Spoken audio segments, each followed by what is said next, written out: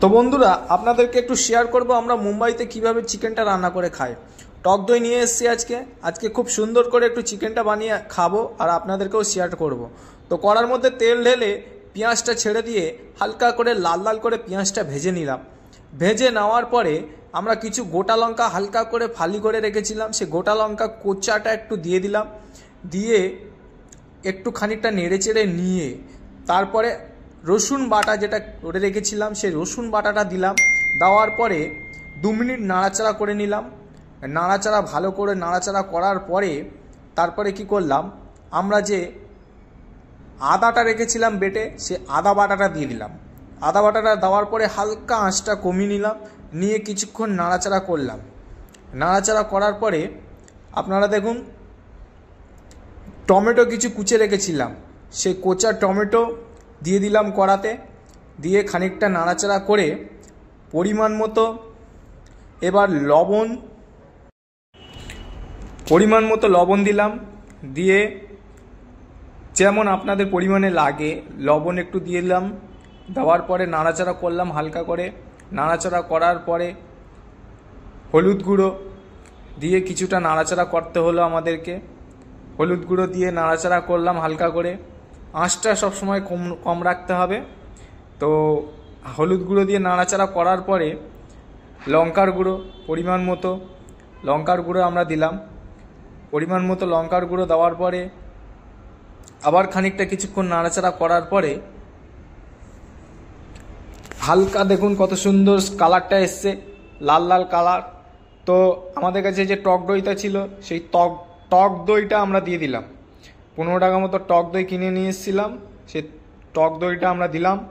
টক দইটা দেওয়ার পরে বেশ কিছুক্ষণ নাড়াচাড়া করলাম, মিনিট তিনেক মতো নাড়াচাড়া করা হচ্ছে। তরকারিটা দেখুন কালারটা কত সুন্দর এসছে। তো ধনেপাতা যেটা ছিল ধনেপাতাও দিয়ে দিলাম, দিয়ে যে কটা ছিল দিয়ে দিলাম ধনেপাতা। দেওয়ার পরে আবার খানিকক্ষণ নাড়াচাড়া করলাম। বেশ দেখুন তরকারির কালারটা গ্রেভিটা কত সুন্দর গ্রেভি হয়েছে দেখুন। হ্যাঁ, বেশ খানিকক্ষণ নাড়াচাড়া করার পরে আমাদের যে মাংসটা ছিল সে মাংসটা আস্তে আস্তে করে ছাড়লাম কড়ার মধ্যে, একেবারে গামলি শুদ্ধ পাল্টি করে নিই, কারণ মাংসের যে জলটা থাকে সেটা একটু ক্ষতি করে শরীরে। তো দেখুন আমরা মাংসটা কিভাবে নাড়াচাড়া করে নিচ্ছি। মাংসটা হালকা আঁচে ঢাকা দিয়ে রান্না করুন, দেখবেন কোনো মাংস ভাঙবে না। তো দেখুন এবারে ঢাকা দেওয়ার পরে আঁচটা বাড়িয়ে দিলাম। বাড়িয়ে দেওয়ার পরে এবার দেখুন মাংসের কালারটা কত সুন্দর হয়েছে। তো নর্মাল যেরকম নর্মাল বাড়িতে রান্না হয় সেরকম নর্মাল রান্না করা, আপনাদের জাস্ট ভিডিওটা শেয়ার করলাম। আপনারাও বাড়িতে বানান, যারা জানেন তাদের কাছে তো কোনো ব্যাপার না। তো আমাদের কাছে এভারেস্টের চিকেন মশলা ছিল, সেই চিকেন মশলাটা আমরা দিয়ে দিলাম দেখুন।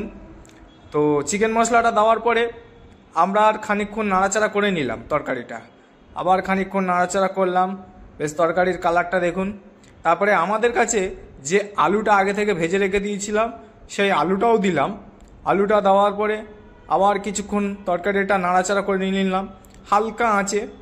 নাড়াচাড়া করার পরে তারপরে আমাদের তো 8-9 জন লোক খায়, তো 8-9 জনের মতো পরিমাণ মতো যে জলটা আমরা দিয়ে দিলাম কড়াতে। হ্যাঁ, তো কড়াতে জল দেওয়ার পরে হালকা একটু নাড়াচাড়া করে নিলাম। নাড়াচাড়া করার পরে তারপরে আমরা আবার চাপা দিয়ে দিলাম। তো চাপা দিয়ে 15 মিনিট মতো রাখবো। রাখার পরে আবার দেখুন তরকারিটা কত সুন্দর হয়েছে, কালারটাও বেশ খুব খারাপ নয়, একেবারে কোনো লাল যে টকটকে মাংস রান্না হয়েছে সেরকম কোনো কালার হয়নি। তো আমরা গোটা গরম মশলা যেটা থেঁতে রেখে দিয়েছিলাম সেটাও দিয়ে দিলাম তরকারিতে। তো দেওয়ার পরে খানিকটা আরেকটু নাড়াচাড়া করে নিয়ে কিছুক্ষণ মিনিট 2 মতো নাড়াচাড়া করে আবার ওটা হালকা আঁচে ঢেকে দিলাম।